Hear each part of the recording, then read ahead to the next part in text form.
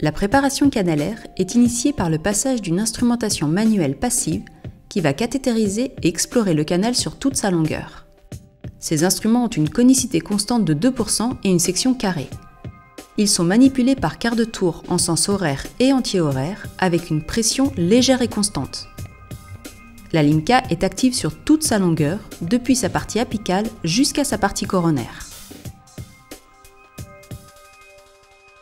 La lime la plus fine a un diamètre de 8 centièmes de millimètre à la pointe. On peut voir sur la droite les zones instrumentées par les différentes limes.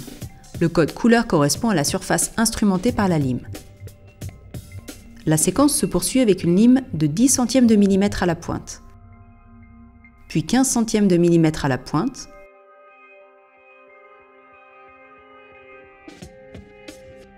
puis 20 centièmes de millimètre à la pointe.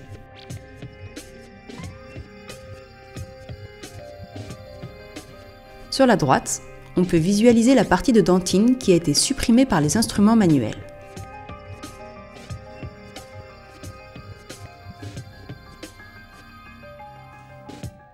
On remplit le canal avec un chélatant qui va faciliter le passage des premiers instruments. La première lime est saisie entre la pulpe des doigts. Elle est précourbée sur les 2 ou 3 derniers millimètres apicaux avec une paire de presselles.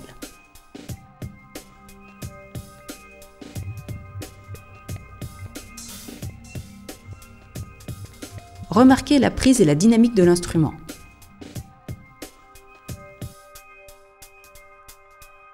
Le canal est exploré en animant l'instrument d'un mouvement quart de tour horaire, quart de tour anti-horaire jusqu'à la longueur, estimée sur la radio préopératoire. La détermination de la longueur de travail se fera avec un localisateur électronique d'Apex. Un contrôle radiolime en place est indispensable pour la valider. Pour obtenir une bonne lecture radiographique, on préconise d'utiliser, quand l'anatomie canalaire le permet, une lime K15 toujours précourbée. Cette première mesure est reportée en déplaçant le stop au contact d'un repère coronaire stable. On reportera cette longueur sur l'ensemble des instruments utilisés pour la mise en forme canalaire. Il faut remarquer qu'il n'y a pas d'interférence entre la lime et les parois de la cavité d'accès. Voici la décomposition du mouvement.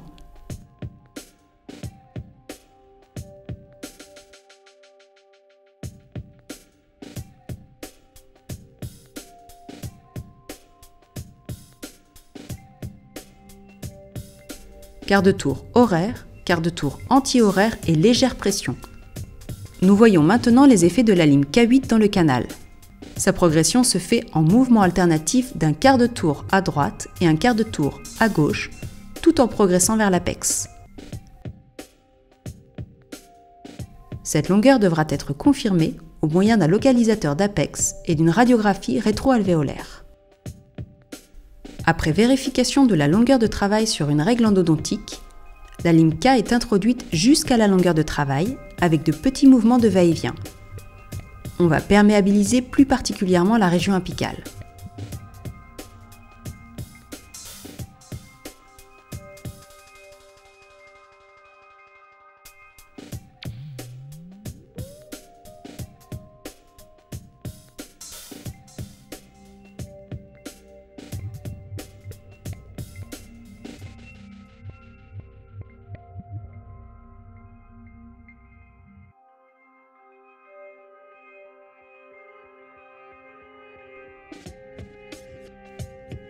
On dépasse légèrement l'apex afin de garder une bonne perméabilité.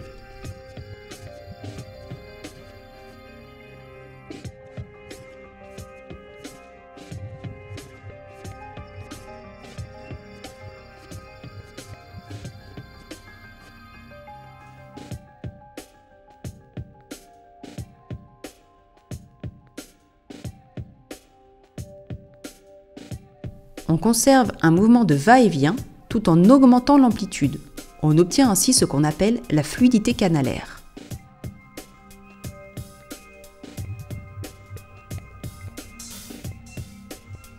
Chaque instrument actif est vérifié dans son intégrité et nettoyé avec une compresse stérile imbibée d'hypochlorite de sodium à 2,5%.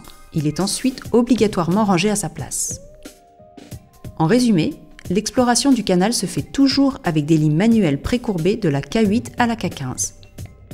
Lorsque le cathétérisme est terminé, toutes les techniques de préparation canalaire ont en commun des méthodes séquentielles.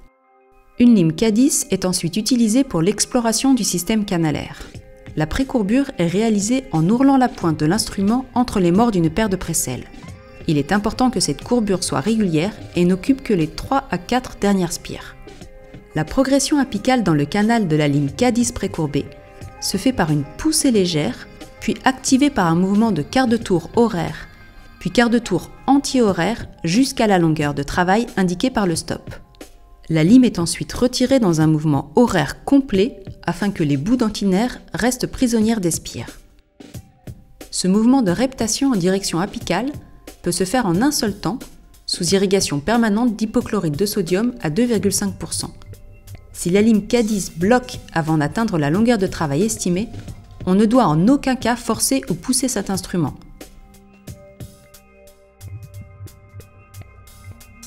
La lime est ensuite nettoyée dans une compresse stérile, imbibée d'hypochlorite de sodium à 2,5%. Le canal est irrigué avec 1 ml au minimum d'hypochlorite de sodium à 2,5%.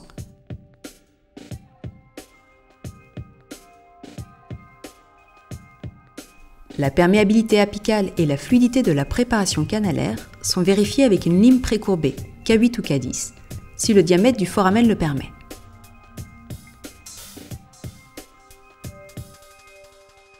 La seringue d'irrigation ne permet pas aux irrigants d'atteindre la zone apicale.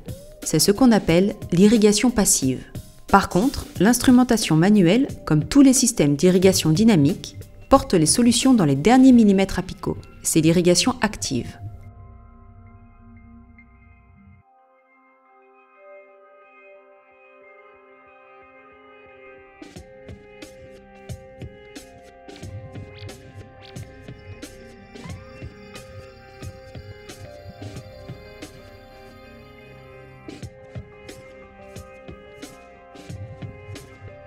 Nous utilisons ensuite la lime K15.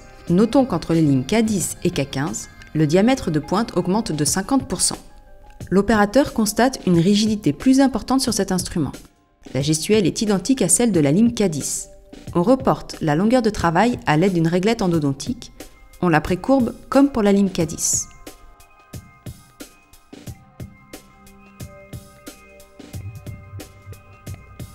La lime K15 est utilisée de la même manière que la lime K10. Légère poussée jusqu'au blocage, puis mouvement de rotation, un quart de tour horaire et quart de tour anti-horaire jusqu'à la longueur de travail.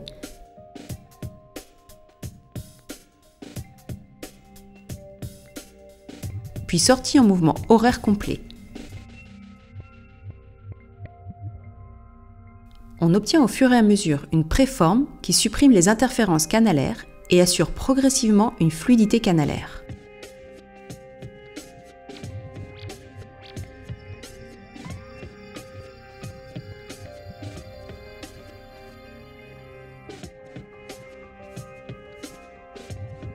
L'instrument est bien sûr nettoyé toujours dans une compresse stérile imbibée d'hypochlorite de sodium à 2,5% et vérifié avant d'être replacé sur le plateau technique. Le canal est irrigué par 1 ml minimum d'hypochlorite de sodium à 2,5%, puis la perméabilité apicale est contrôlée avec une lime K8 ou K10 précourbée.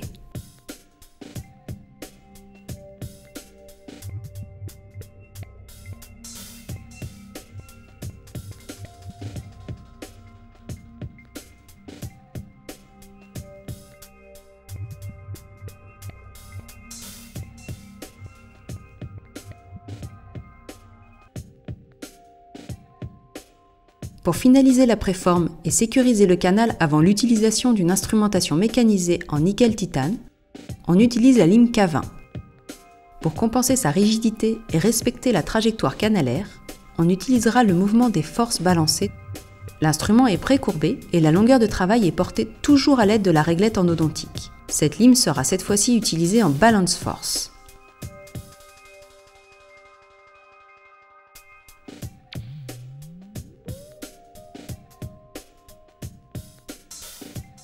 L'instrument progresse dans le canal jusqu'à la position de blocage.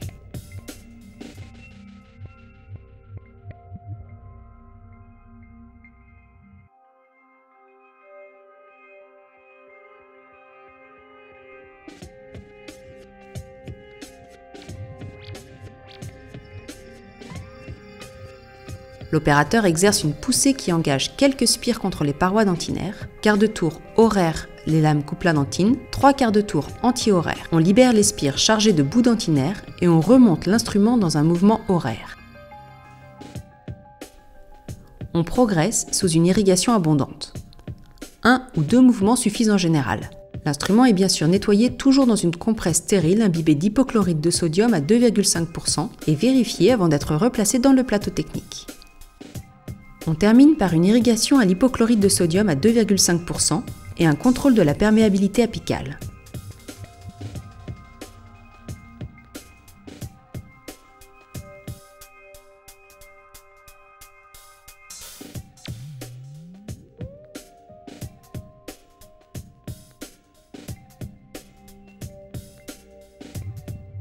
Les LIMCA assurent la première étape de la mise en forme canalaire. Elles sécurisent le canal pour l'utilisation des instruments rotatifs en nickel-titane. La maîtrise de cette instrumentation est indispensable en endodontie. Il faut absolument respecter la séquence et maîtriser la gestuelle de chaque instrument.